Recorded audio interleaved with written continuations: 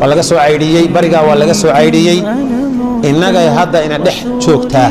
shirkadaas marka shariicada islaamku la macaamilkeedu ma la ogola waa xaraam rag iyo dumarow iska jira dawaan iibinaynaa shirkada leh qofkaad keentidba intaasaad ku leedahay macaamilkeedu waa xaraam lama ogola ila la macaamilo waa ribo waxaan u jeedaa waa khamaar baa ku jira aklu amwaali nnaasi bilbaatil baa ku jira dhalinyarada iyo dumarka u badan inta meesha lagu cawarayo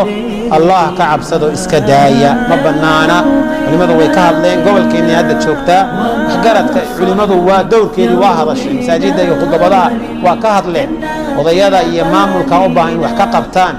xaggan galbeedkana waa laga soo caydhiyey bariga xaggiisa waa laga soo caydhiyey innaga dee iska dadka iska ila wareersan ah ayay dhexdeena ka heshay boos marka in arinta laga waantoobo ayaynu baraarujin lahayn subhanakallahumma bihamdik